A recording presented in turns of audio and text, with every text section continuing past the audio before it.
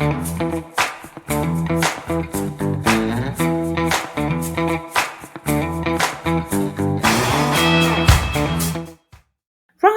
so let's get those watercolors out and let's paint this simple yet beautiful moth using a reference photo. For this you will need colors red, blue, dark brown, black and a bit of ochre. I've also used white gouache, but you can also use white gel pen or Posca pen too. You might also want to use red and blue pencils, but that's not essential or necessary. We begin by lightly drawing the shape of the moth. Don't go into any details, just draw the shapes of the wings and the body.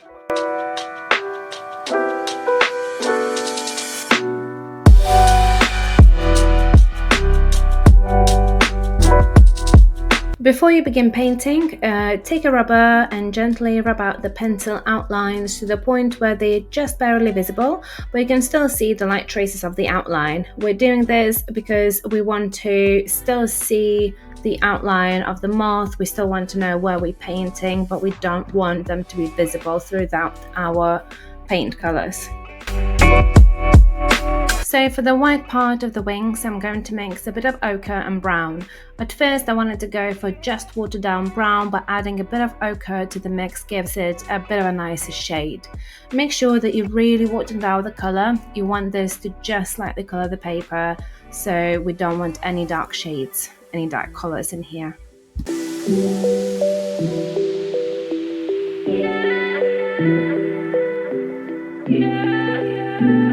Now let's paint the first wing. If you notice that the first stroke still has too much colour in it, just add some more water like I did here.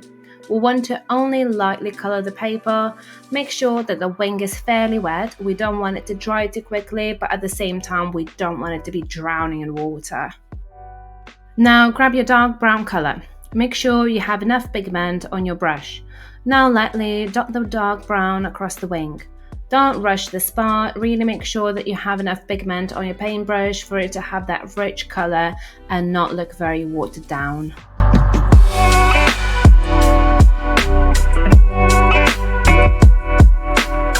Although we do have that reference picture, I would really encourage you to only use it for inspiration. It doesn't need to have the spots exactly in the same locations. The wings don't need to match exactly. It doesn't need to be symmetrical. We're just using the reference photo to get inspiration for colors and patterns of the wings, but we're not copying it.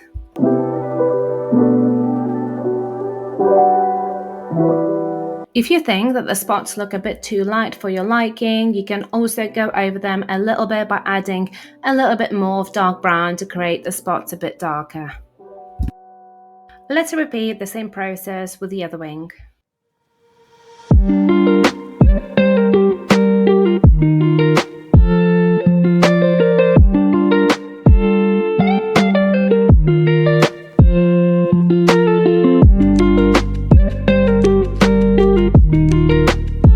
Don't worry if your spots become these huge dark brown areas like it did for me here. Once it starts drying, you'll see that the shade is much lighter and doesn't look as big as you thought it would.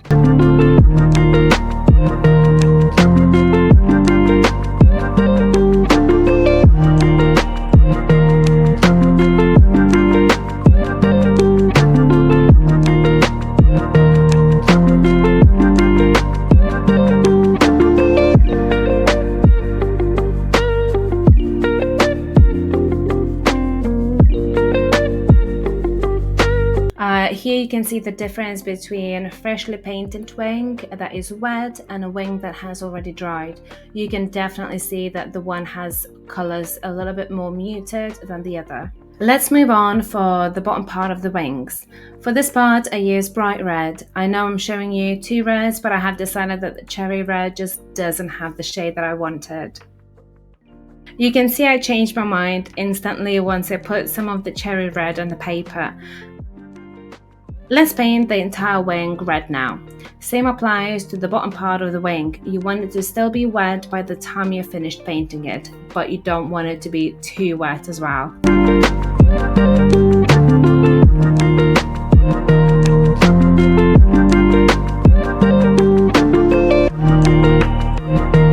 your blue and place a few dots at the bottom of the wing. Watch the colors bleed into each other. I especially love this part because seeing the blue expand into the red is really satisfying. You also have to make sure that you do have quite a lot of pigment on your brush before you kind of like dab it onto the wet red. Because if you just have watered down pigment on your paintbrush, it's not going to create such a nice sort of bleed into the red color. Let's move on to the other wing. Same process, color it red and place some blue dots on the bottom of the wing as well as little dots just above the big blue dots.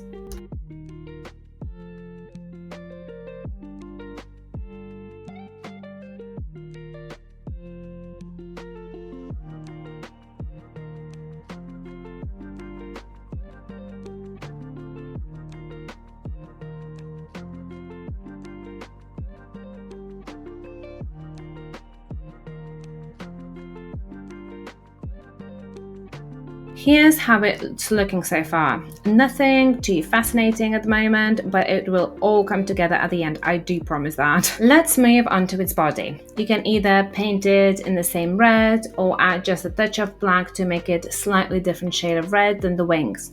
Paint red all the way to the head, but leaving the head area empty.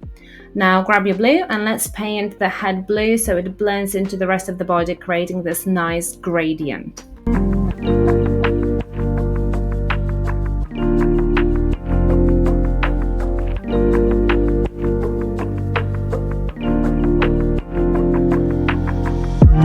With the same blue, just paint a few lines at the bottom of its body.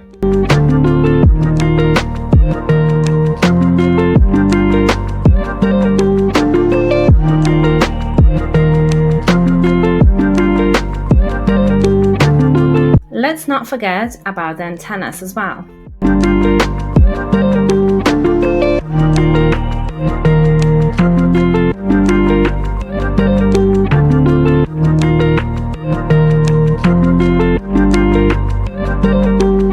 Because the moths are a bit fuzzy, let's add little hairs around its head and part of its body.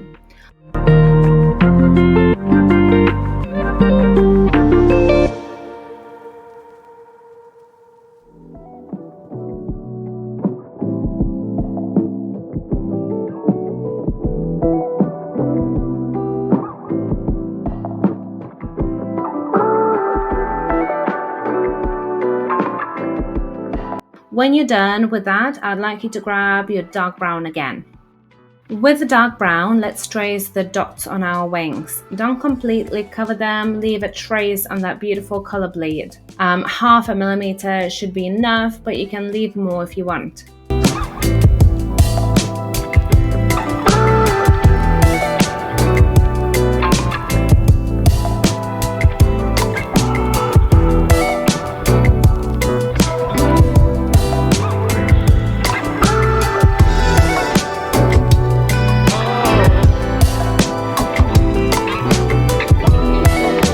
Let's slightly trace the outline of the wing too.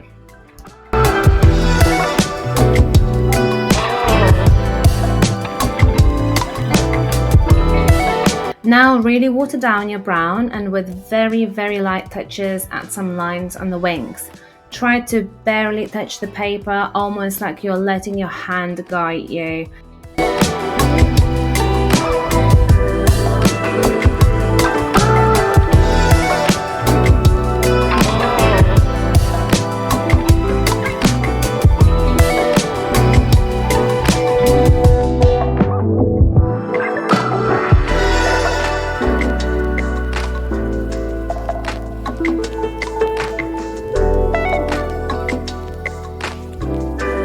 After the little lines, it's time to fill in the outlines. You can either use some more of the brown to fill it in, or you can first let the outline a bit loose by gently applying water to it and then slowly adding some more brown.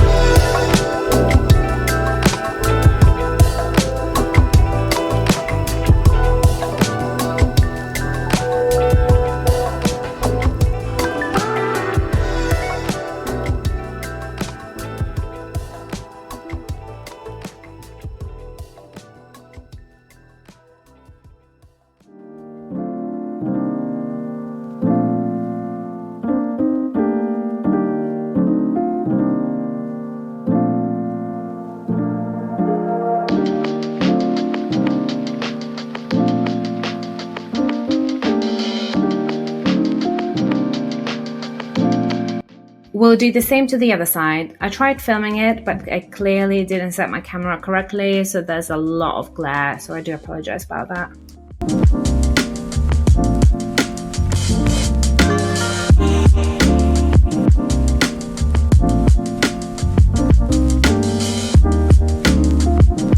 Let's not forget to give the wing a bit of an outline and those almost transparent lines as well.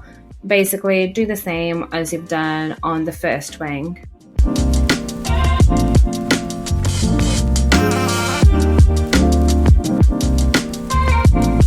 Remember to not touch the paper properly. You just want to lightly graze over the surface.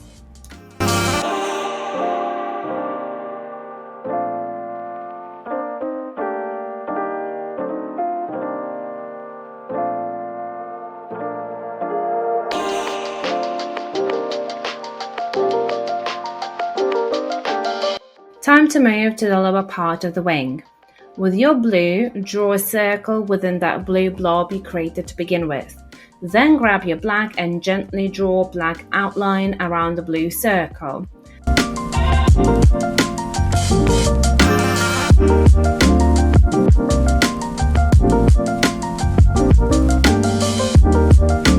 We do the same to the blob next to it. Now we'll be lifting some of that paint.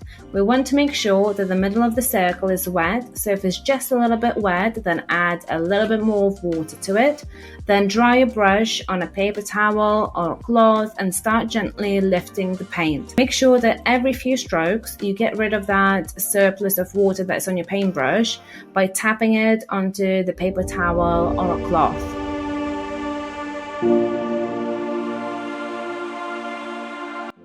You can really start seeing that middle lifting. Using this technique, we'll add a few more of those blue transparent circles on both of the wings.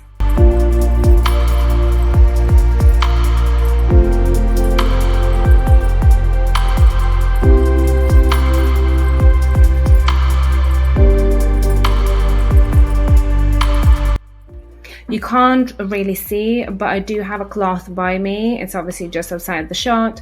I just touch it every few strokes to get rid of that water surplus because I don't want it to be adding any more unnecessary water. We want to lift the paint, not kind of like add more water and potentially making it just a watery mess.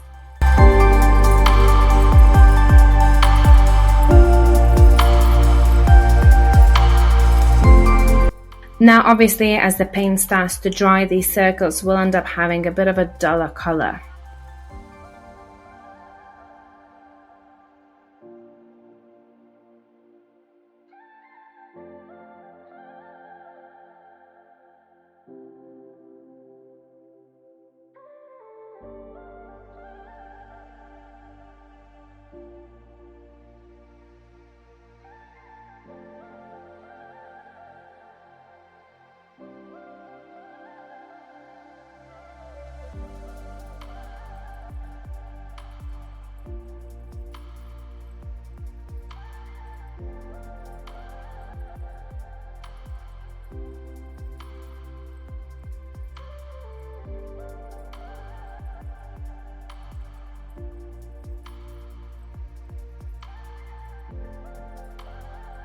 After we are done with the blue circles, it's time for you to grab some white gouache or white gel pen or Posca pen and gently add these teeny tiny dots on the bottom of the wing.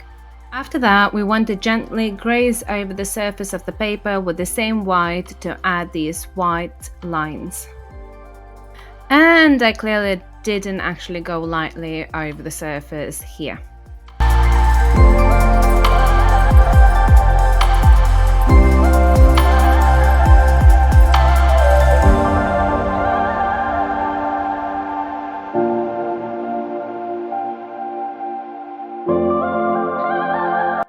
Now let's do the same to the other wing as well.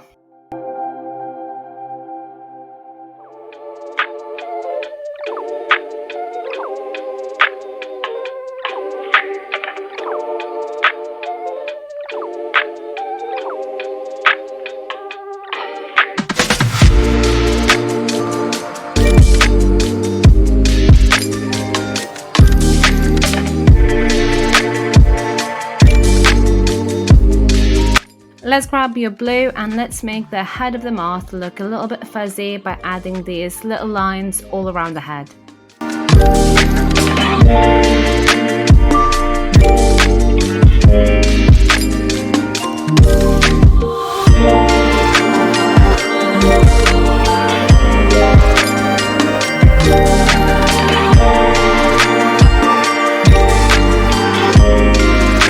As you move down, add a little bit of red to your blue to create this gradient until you're painting only in red.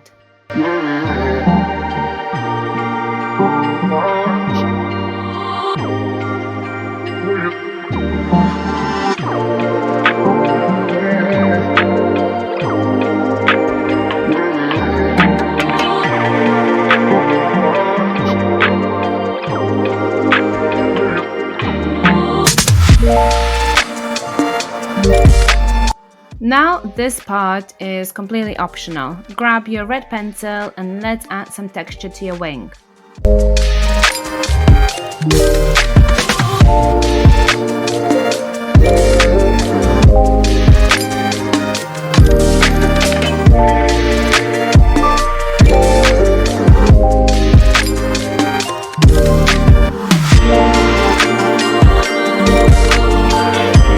Let's do the same with the blue pencil and lightly add some texture to the moth's body.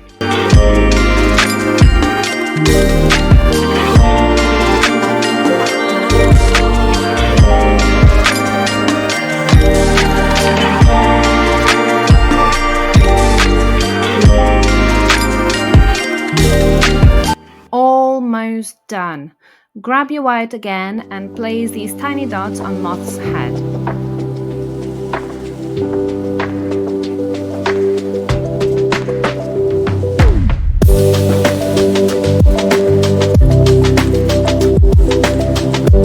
As you move further down, you can make them less frequent to again create this sort of gradient. For this final bit, I wanted to cut it out, so that's exactly what I did, as I will be sticking it into my sketchbook.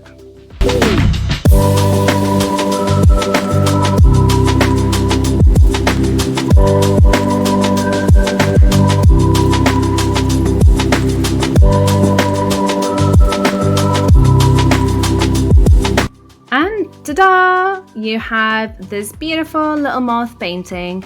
I hope you enjoy painting it, and I really do hope to see you in my next tutorial video.